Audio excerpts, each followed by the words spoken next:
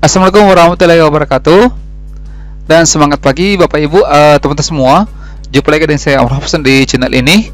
Ya, jadi pada kesempatan kali ini kembali saya melanjutkan pembahasan tentang materi dan soal untuk persiapan menghadapi tes P3K tahun ini. Nah, kali ini yang akan saya bahas adalah secara khusus tentang kompetensi teknis P3K untuk formasi jabatan dosen. Jadi Bapak Ibu perlu ketahui 4 poin utama yang merupakan kisi-kisi ya, khususnya tentang kompetensi teknis yang meliputi antara lain di sini ada etika dan tridharma perguruan tinggi. Kemudian ada bahasa Inggris, yang ketiga penalaran dan pemecahan masalah serta dimensi psikologi. Nantinya Bapak Ibu di sini saya akan bahas apa kisi-kisi dari keempat maksud poin ini serta beberapa soal yang akan saya bahaskan. Baik ya, kita langsung saja masuk ke pembahasan materi dan soal-soalnya.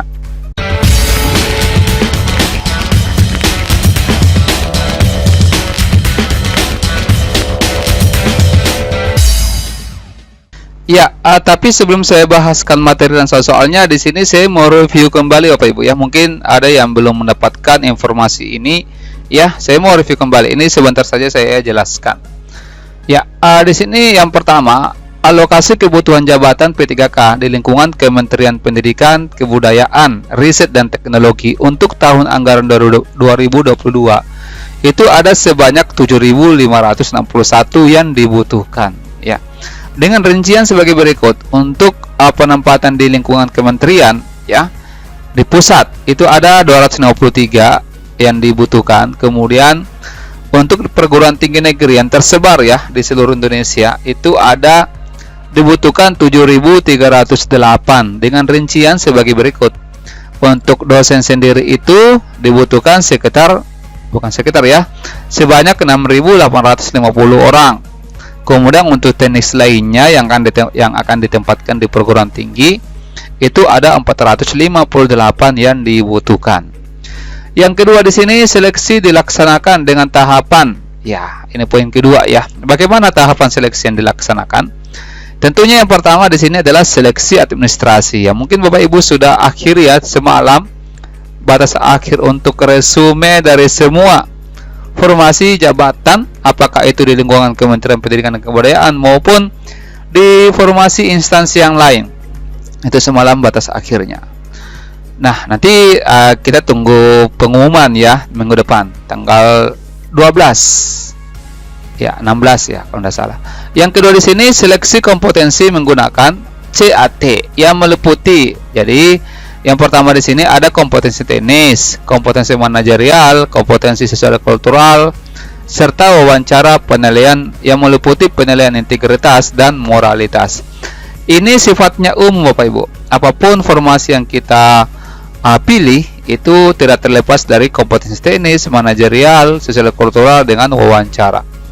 Nah, selain seleksi kompetensi di atas, itu untuk formasi jabatan dosen itu diberikan seleksi kompetensi teknis tambahan yang meliputi wawancara dan praktik mengajar yang biasa disebut dengan micro teaching. Ya, coba ya kita next lagi. Ini saya percepat supaya kita langsung masuk di soalnya. Nah, oke, masih informasi umum. Nah, bagaimana bobot soal dengan jumlah serta nilai ambang passing grade-nya untuk formasi dosen itu bisa dilihat di tabel di sini ya Bapak Ibu. Untuk kompetensi teknis, jadi ada 4 poin di sini, yaitu ada etika dan tridharma perguruan tinggi, bahasa Inggris, penalaran dan pemecahan masalah serta dimensi psikologi. Ini 20 nomor ya soalnya di sini. Ini bahasa Inggris 20 nomor, penalaran dan pemecahan masalah itu 20 nomor juga, serta dimensi psikologi 30 nomor. Sebentar saya jelaskan ya apa maksud dari keempat poin ini. Kemudian skor maksimalnya 100.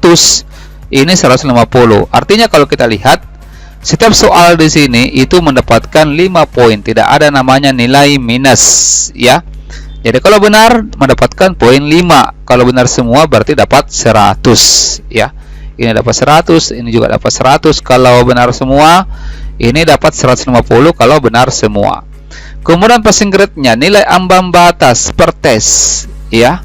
Skornya 30 untuk Tridharma bahasa Inggris 30, penalaran dan pemecahan masalah 30, dan dimensi psikologi itu 66. Ini batas minimalnya ya, passing grade-nya, dan maksimalnya adalah yang di sini ya. Ini Bapak Ibu saya yakin kita bisa lewati ini ya. Kemudian untuk kompetensi teknis tambahan wawancara itu ada 5 jumlah soal, kemudian praktek mengajar 5 nomor juga, masing-masing mendapatkan juga poin 5 poinnya ya. Oke, untuk yang ketiga ini manajerial, sosial kultural dengan wawancara itu ditentukan oleh Panselnas karena ini sifatnya umum ya untuk semua jabatan formasi. Oke, saya next lagi. Ya, oke, saya percepat saja ya. Nah, ini dia poin utama serta kisi-kisinya.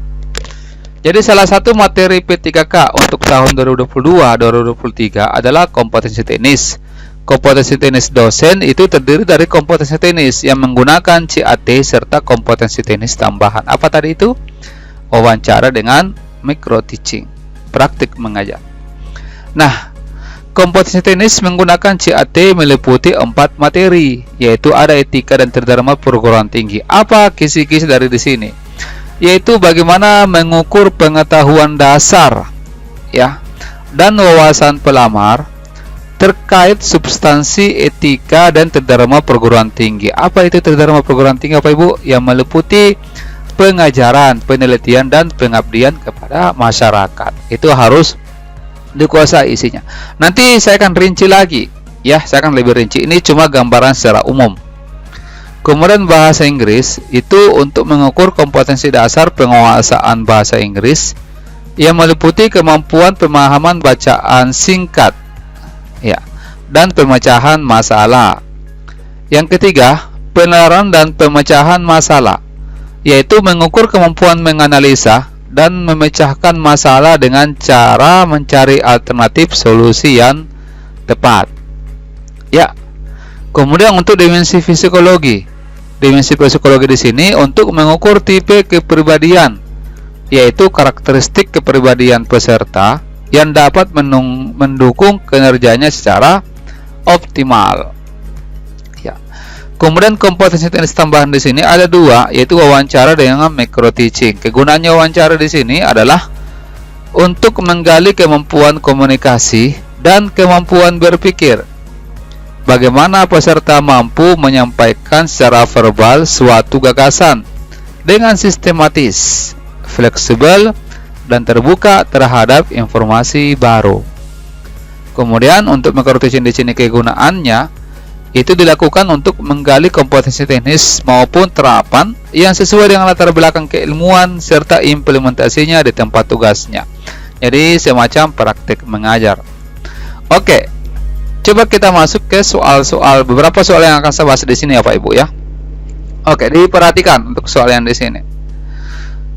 Ya, ini terkait dengan kompetensi teknis. Perhatikan pernyataan-pernyataan berikut. Soal yang pertama ya. Di sini ada yang pertama, otonomi pembukaan program studi baru. Kemudian program yang poin kedua ya, program reakreditasi yang bersifat otomatis dan sukarela. Kemudian yang ketiga, syarat PTN BH Badan Hukum diperketat. Keempat, hak mahasiswa untuk mengambil mata kuliah itu di luar prodi. Ya, di sini yang ditanyakan yang merupakan kebijakan kampus Merdeka. Ya, yang diusung pada tahun 2020 adalah yang mana di sini yang merupakan kebijakan kampus Merdeka. Jadi Bapak Ibu perlu ketahui apa kebijakan kampus Merdeka yang diusung pada tahun 2020. Ada 4 poin. Yang pertama adalah otonomi pembukaan program studi baru. Ini termasuk ya kebijakan kampus Merdeka. Berarti ini masuk di sini.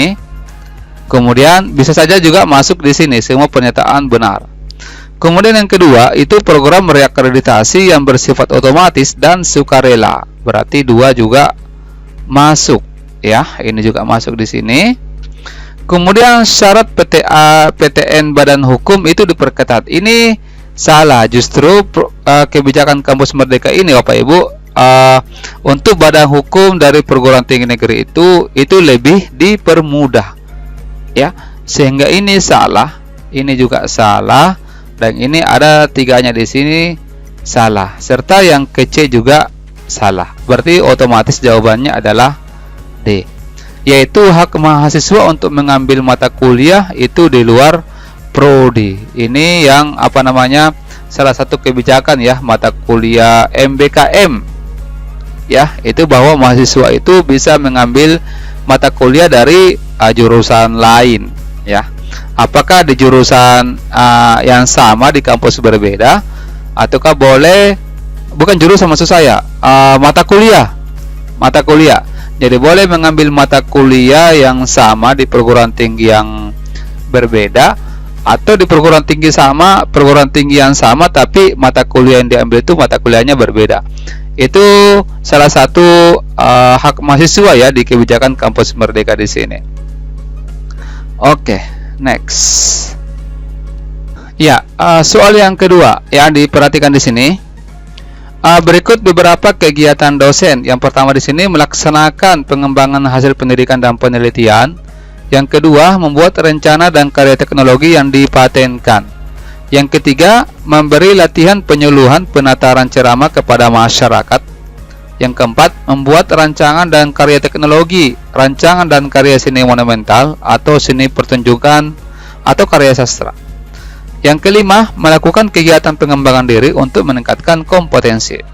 Ya, yang ditanyakan di sini, kegiatan yang menghasilkan angka kredit jabatan akademik pada unsur pelaksanaan pengabdian kepada masyarakat. Jadi Bapak Ibu, teman-teman yang sering mengurus jabatan fungsional ya, kenaikan jabatan fungsional ataupun menyusun BKD di setiap akhir semester pasti tahu ini.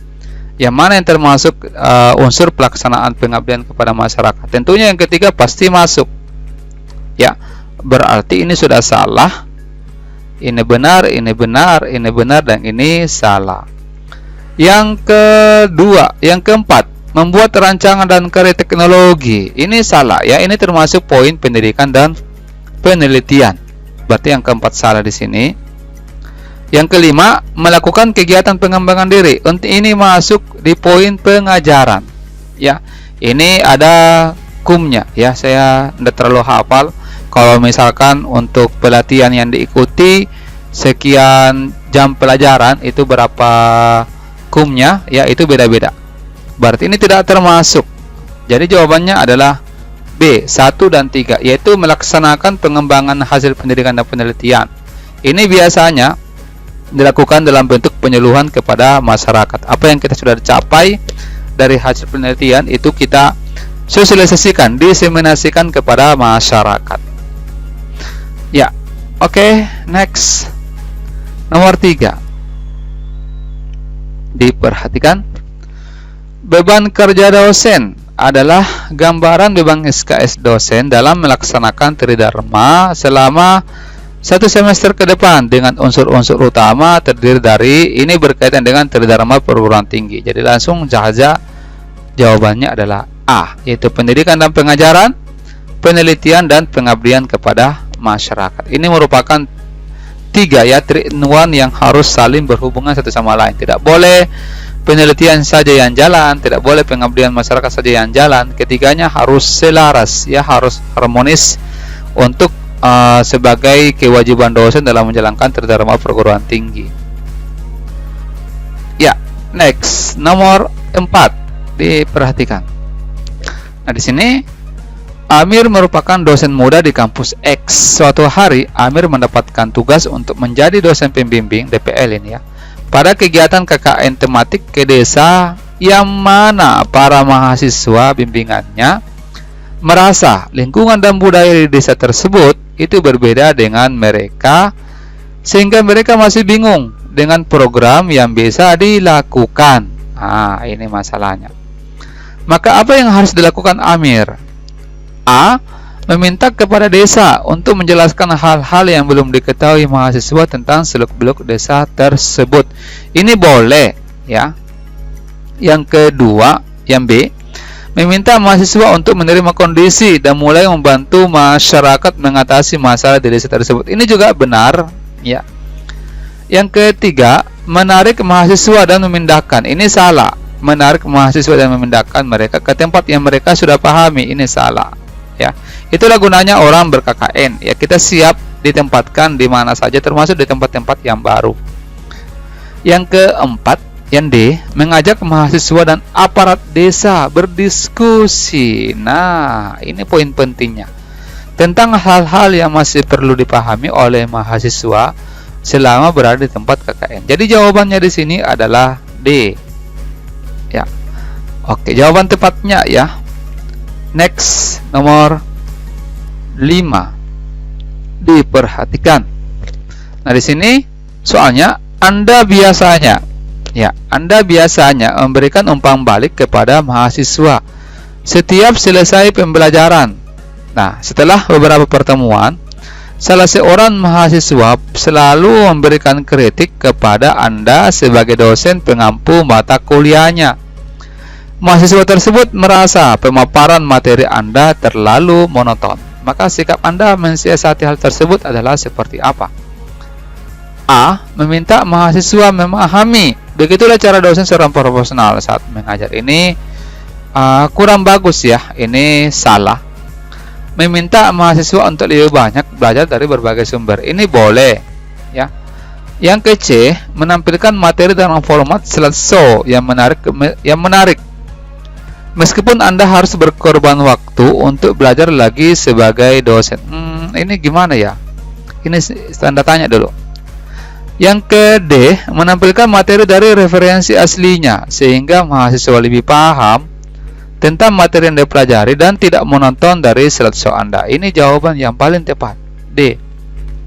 Ya. Oke. Bisa ya. Next. Nomor 6, ini soal terakhir dulu ya, Bapak Ibu. Nanti saya lanjutkan lagi di soal berikutnya. Saya jelaskan dulu untuk nomor 6. Berdasarkan data Internet World Stats, ya, penggunaan internet Indonesia mencapai 212,35 juta jiwa pada bulan Maret 2021. Wow. Nah, ini berikut persentase penggunaan internet untuk masyarakat Indonesia. Ternyata internet Indonesia paling tinggi, banyak digunakan untuk komunikasi 80%, bersantai 50%, bermedia sosial 50%, browsing, wah masih sedikit ini yang suka menjelajah 30%, jual beli 15%, dan lainnya 5%. Ya, ini masuk mungkin ber-YouTube. Tapi kayaknya kalau YouTube itu masuk di sini ya. Pernyataan yang tepat mengenai penggunaan internet oleh masyarakat Indonesia adalah kita harus melihat pilihan di sini yang sesuai dengan pernyataan yang ada di atas. Yang ke bagian A, kegiatan jual beli paling banyak menggunakan internet dibanding jual beli secara langsung. Ini tidak ada pernyataan di atas untuk bagian A. Tidak ada pernyataan yang mendukung untuk bagian A, sehingga ini salah. B, masyarakat Indonesia lebih banyak menggunakan internet untuk aktivitas media sosial. Ini salah. Justru yang paling banyak itu adalah komunikasi. Yang ke C, kegiatan browsing menjadi aktivitas yang paling sedikit dilakukan oleh masyarakat Indonesia dengan menggunakan internet. Ini salah. Yang paling sedikit itu adalah jual beli 15%. D, internet paling banyak digunakan oleh masyarakat Indonesia untuk kegiatan hiburan dan santai.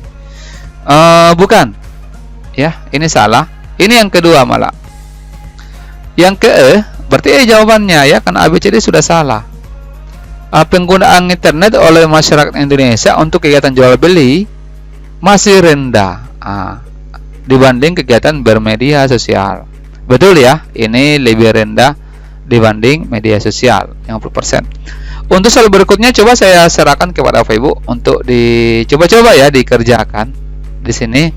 Nanti di pertemuan berikutnya saya akan bahas. Bapak Ibu boleh dikerja-kerja, kalau mau dikirimkan jawabannya di kolom komentar itu lebih bagus lagi. Baik ya Bapak Ibu, saya kira untuk sementara sampai di sini dulu. Nanti saya lanjutkan pembahasan kompetensi teknis untuk jabatan formasi dosen di pertemuan berikutnya. Baik, saya akhiri. Wassalamualaikum warahmatullahi wabarakatuh dan semangat pagi.